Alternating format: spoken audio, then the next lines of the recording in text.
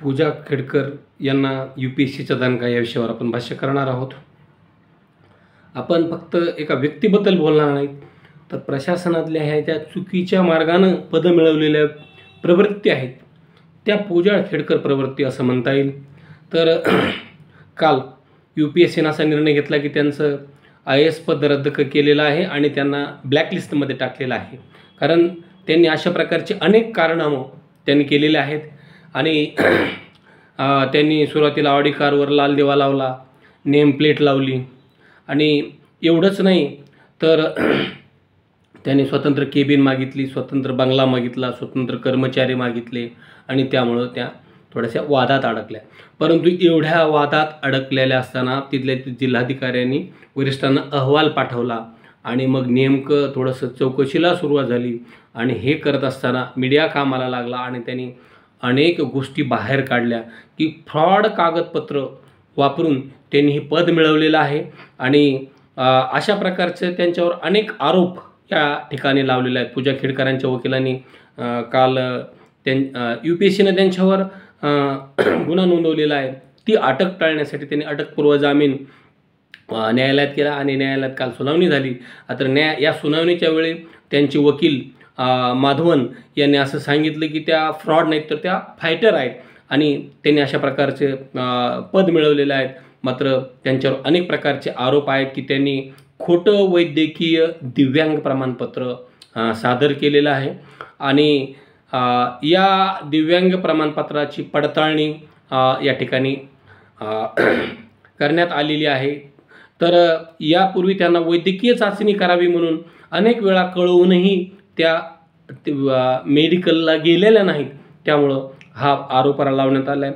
दुसरा आरोप असा लावलेला आहे की त्यांनी वारंवार नावं बदललेली आहेत। त्यांनी फक्त पूजाच नाव बदललं नाही तर आईवडिलाचं नाव देखील बदललेलं आहे।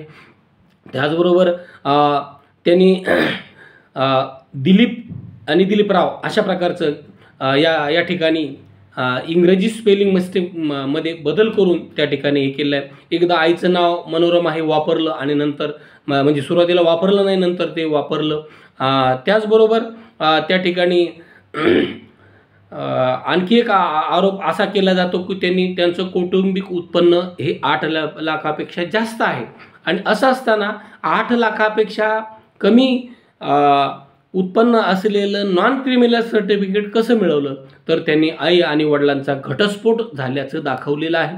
आता राज्य सरकारला UPSCने याची माहिती मागवलेली आहे की घटस्फोटाचं काय आहे, तर हेही सत्य आता या ठिकाणी सामोरं येणार आहे। त्याचबरोबर त्यांच्यावर आणखी एक आरोप लावला जातो की त्यांनी मर्यादेपेक्षा जास्त वेळा UPSCची परीक्षा दिलेली आहे। वास्तविकता ही परीक्षा देता येत नाही, अशा प्रकारचे नियम आहेत त्या ठिकाणी।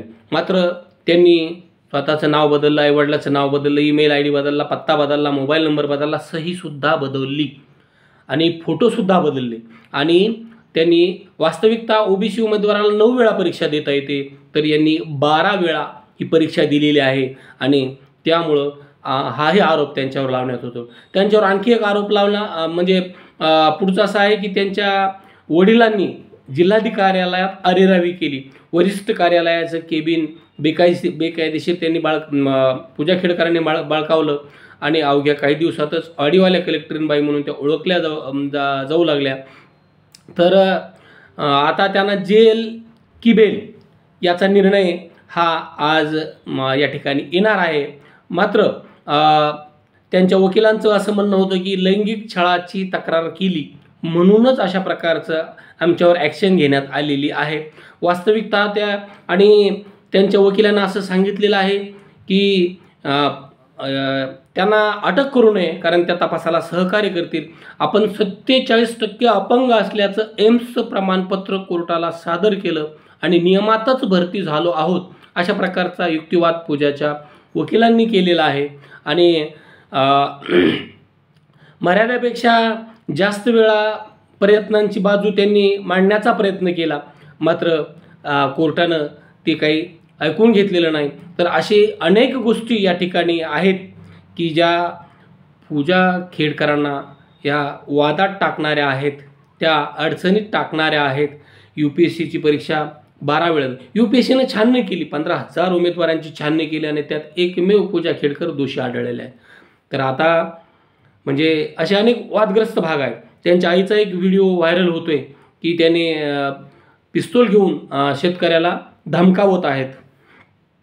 त्याचबरोबर त्यांच्या वडिलाचे सुद्धा अनेक कारनामे आता समोर येत आहेत आणि आपल्याला फक्त या खेडकर कुटुंबाविषयी बोलायचं नाही, तर अशा अनेक पूजा खेडकर ह्या वेगवेगळ्या पदावर बसलेल्या आहेत. म्हणजे ही प्रवृत्ती आहे. चुकीचे प्रमाणपत्र, अनेक दिव्यांग लोक शिक्षक म्हणून झालेले आहेत. अनेक प्रमाणपत्र घेऊन, चुकीचे प्रमाणपत्र घेऊन त्यांनी मोठमोठे क्लास 1 क्लास 2ची पदं मिळवलेली आहेत.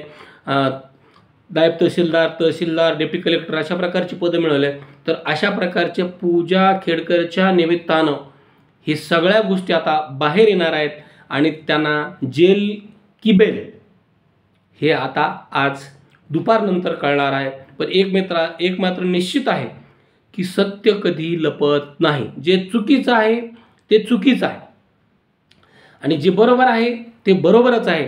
त्यामुळं अशा प्रकारच्या चुकीच्या गोष्टी करणाऱ्या लोकांना या ठिकाणी कडक स्वरूपाचे कायदे आहेत, फक्त त्याची अंमलबजावणी केली जात नाही. तर ती काटेकोर जर अंमलबजावणी केली तर चुकीच्या प्रवृत्ती पुन्हा फोफावणार नाहीत, चुकीच्या प्रवृत्ती पुन्हा डोके वर काढणार नाहीत, हे मात्र निश्चित आहे.